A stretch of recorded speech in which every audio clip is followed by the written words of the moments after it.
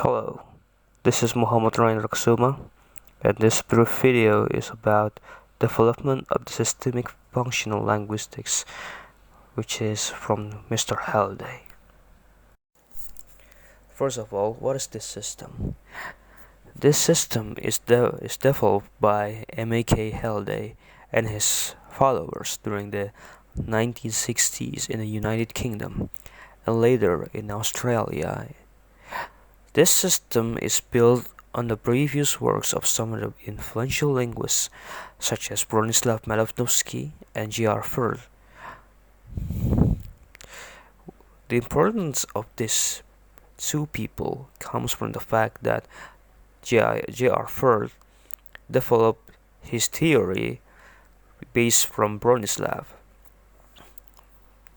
The theory tells about the centrality of context, of which applied through a linguistic model means there's many usage of language. Nowadays, the system approach is used worldwide, especially in language education, and for a number of purposes like discourse analysis. It's continued to be closely associated with sociology, even when a good number of linguistic theories deal with language in the form of mental practice. The Halliday's tradition as an illustration is more interested in the manner which language is utilized in social settings as to attain a specific target.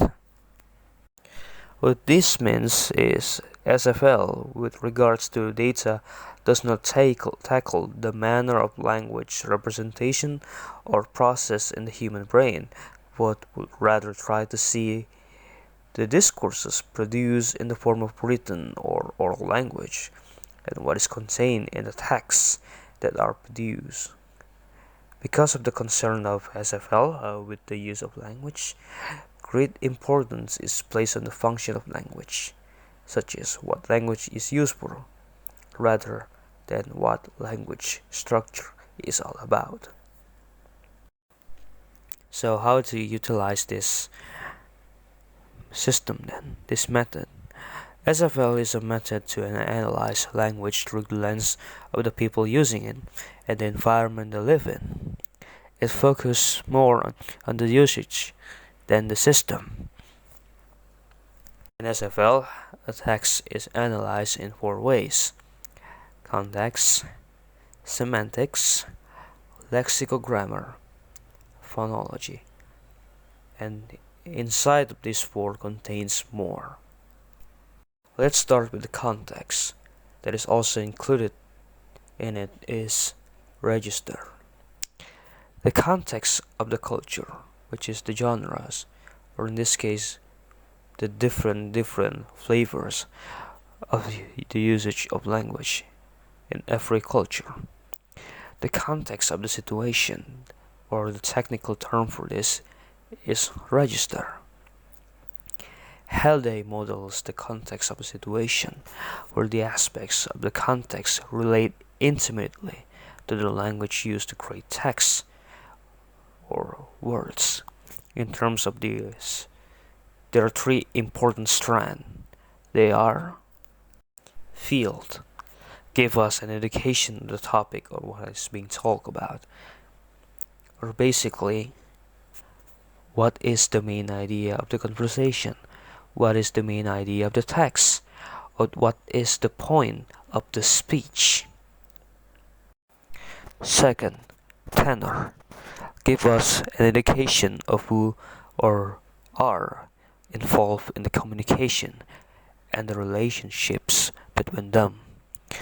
This includes every relation from family to strangers.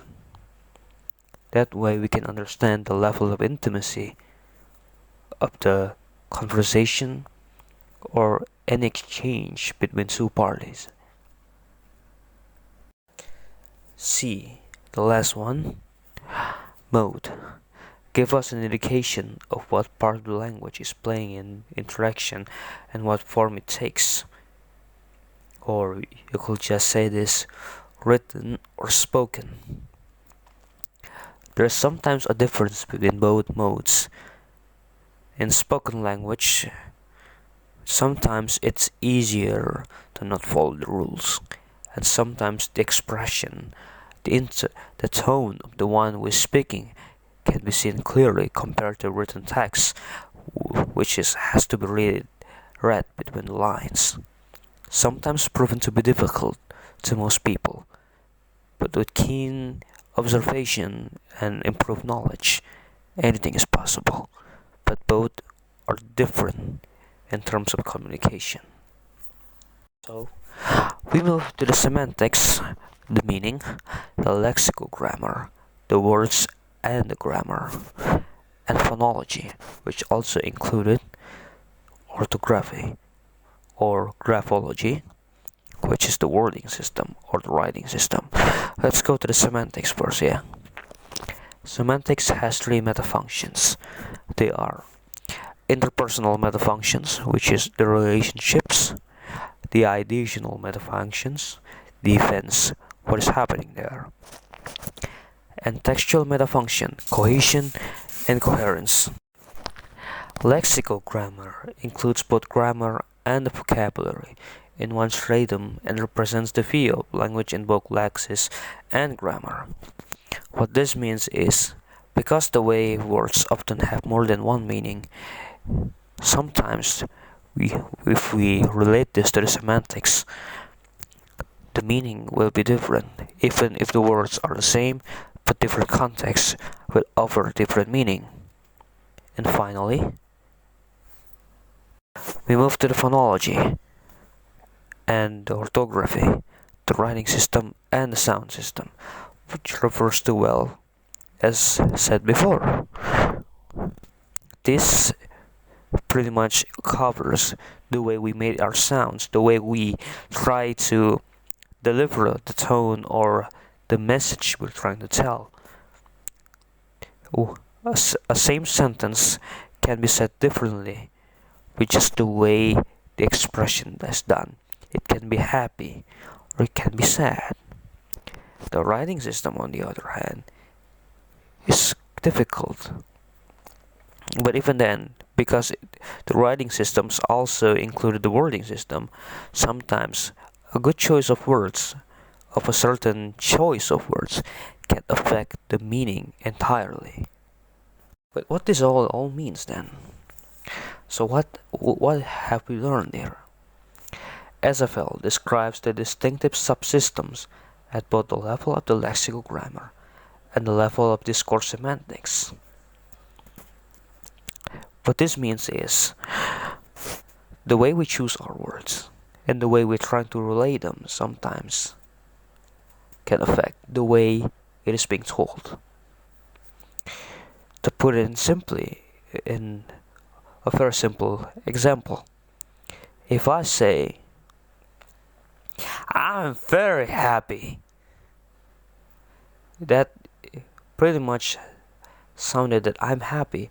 What if I delivered that line with this? I'm very happy. The reaction of the people will register that voice, that sentence you just uttered. It will be different. And that's why there's the difference there. Hence, the SFL model proposes that human language has evolved to make three generalized kinds of meanings. First is the experiential meanings, are the way we're trying to convey the reality around us. It can be in the form of figure of speech or just a plain simple description. Oftentimes, this is where writers or storytellers reign supreme in the way they're trying to describe the world they're trying to tell.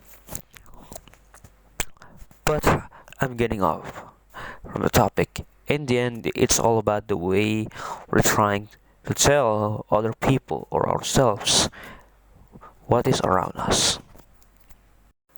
The second meaning is the interpersonal meanings, are concerned with the interaction between speakers and the other disease. It is used to establish the speaker's role in the speech of situation and the relationship with others. In other words, what we can glean from the interaction between two people and what their relationship are. Because there is a big difference between a teacher scolding a student and a parent scolding their children. There's a difference here. One is clearly is doing a job, and the other it came from the heart and an emotion. And finally, the textual meanings. It is concerned with the creation of text and the way we organize our meanings into text that makes sense. One of the main textual systems is the theme and rhyme, but sometimes we focus more on themes. This can be spotted in many narrative texts, or not just texts, many texts. It can be in the form of the thesis, or in the form of the main idea of the paragraph. All in all, it's all the way we're trying to convey the main idea of the text, what we're trying to tell to the readers, and what we're trying to prove to them. In conclusion, this system is a system where it doesn't try. No, that is not a good word to use. It is the system that is put emphasis more on the way a language is used rather than the inner workings of the language itself, ranging from the systems, the way the words are made of. It doesn't bother that. More specifically, it more bother about how language is utilized and how it is very different than the others, even if it share the same similarities or came from the same tree of language. It is different. Every culture is very different than the others, and that's why sometimes it takes time to get used to other accents, and not just accents, but the slang and the way people over there interpret certain words that are to us related to, but to them it's not. It has different meanings, and each places has their own language, which is why this model is very effective and still used today. It's flexible, and it tries to understand the people, the heart of it, instead of trying to use data to determine what is the language itself. This has been Muhammad Ryan Raksuma. Thank you for watching and listening to my voice in this video. I hope I didn't bore you enough. I'm trying to use my calming voice, and hopefully it has an effect on you. Okay, thank you. I'm signing off.